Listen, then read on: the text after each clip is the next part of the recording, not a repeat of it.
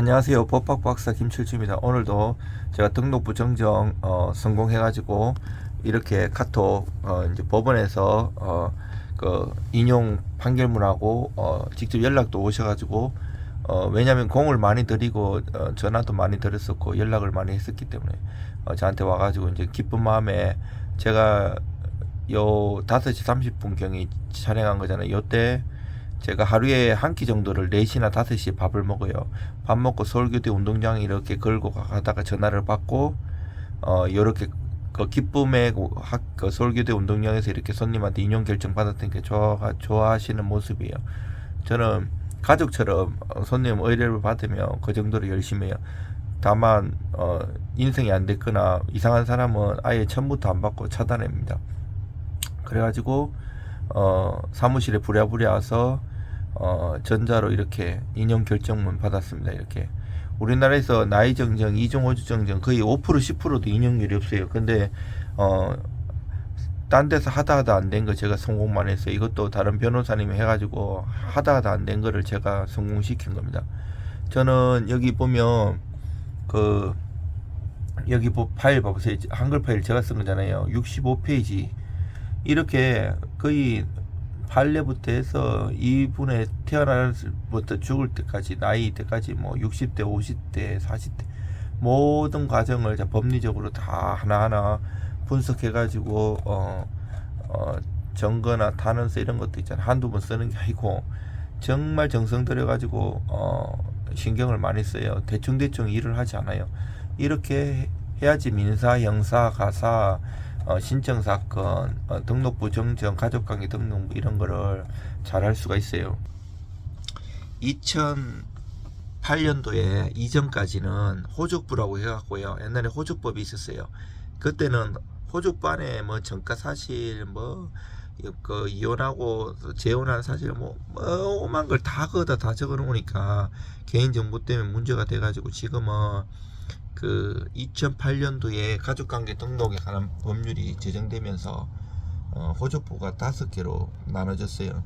기본증명서, 가족관계 증명서, 혼인관계 증명서, 양친자관계 증명서, 이반관계 증명서, 그리고 최적등본을 띄면 만약에 내가 이제 부모님이 돌아가셨고 그 호주가 돌아가셔가지고 이제 호주 제도가 없어졌지만 전 호적에 그 기본이 되시는 분이 있잖아요. 전전적도 떼봐야 되는데 보통은 내가 이제 상속 등기를 하려고 보면 상속 서류를 많이 가지고 가잖아요. 근데 아버지나 어머니나 피상속에 이제 돌아가신 분이 이중호적인 경우가 많아요. 그러면 서류를 못 띄기 때문에 그 가족관계 등록부가 정정이 안 돼요.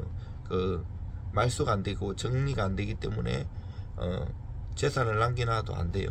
그리고 빚이 있는 사람도 또 정리가 안 돼요.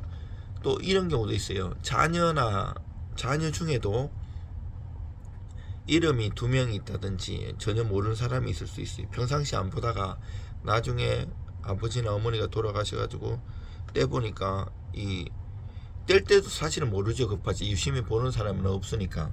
근데 이제 그 상속 등기를 하려고 보니까 그 공무원들 그 등기관님들은 공부를 많이 하고 경험 있잖아요. 이래 환불 안 해줘요. 나중에 국가배상 손해배상 문제 되거든요.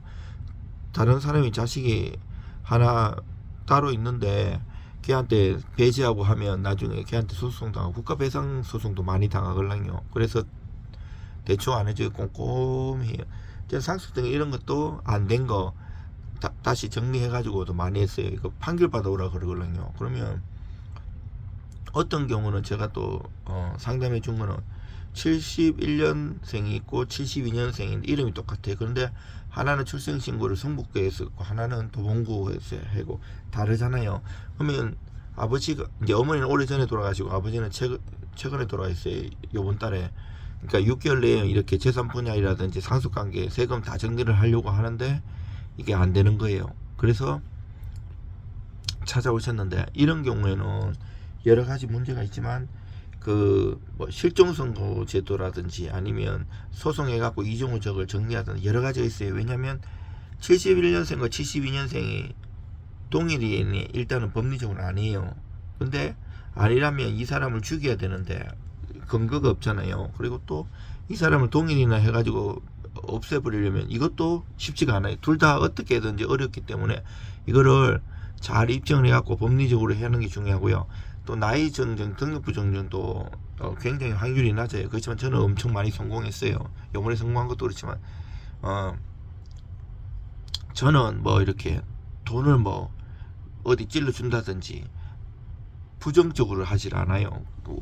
찔러준다는 얘기는 들어본 적은 있는데 그걸 어디다 찔러주는지도 모르고, 그리고 요즘 공무원들이 돈을 받고 해주는 사람이 없어요. 큰일 날 얘기예요. 요즘은 위변조나 이렇게 뭐 어떻게 호적이든 뭐든 이런 게 어디 돈 주면 뭐가 하는 게 있나 봐요, 브로커들이.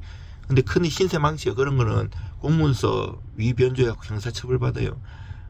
그렇게 해야도 해주지도 않을 분들은, 저는 이게 진짜 이분이 억울한데, 물론 등록부 정정이든 나이 정정이든 이중호정이든 삼중, 저는 3중 4중도 해봤어요. 고모, 할매, 아버지 다 막 이중호적 된 거, 일가족이 된 것도 있어요. 이게 북한에서 오면서 아니면 다른 나라에서 오면서도 그렇고, 황해도나 이런데 전적이나 또 한국에 있어도 이중이 많이 문제돼요. 근데 보통은 판사님들도 못 믿어서 못하는 거거든요. 증거가 없고 나중에 소송당하고 문제될 수가 있기 때문에. 근데 이제 보고 거짓말이 아닌 사람인데 법리를 잘이나 증거나 이런 게 부족한 거를, 증거가 부족하면 어차피 얻는 거를 막 창조하고 위변조하면 안 되고 큰일 나고요.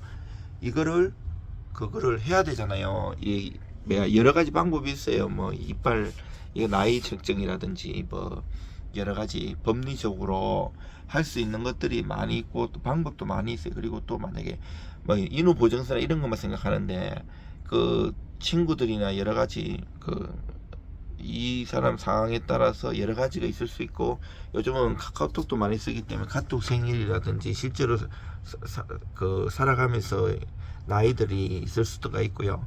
여러 가지 증거 하나를 가지고 부족하게 생각하는 법원도 있지만 판사님이나 법원에 따라서 다를 수 있고, 그걸 얼마나 글을 잘 쓰고 잘 정빙하고 서류 하나를 써도 단순히 보정서가 아니고 증거 서면으로 낸다든지 여러 가지 기술적인 것도 있고, 최선을 다하고 그 정성의 소송이든 뭐든, 저는 최근에만 해도 파기환송 있잖아요. 뭐 법무법인끼리 싸우는 거 안 된 거 3심에서 파기환송도 여러 번 했고요.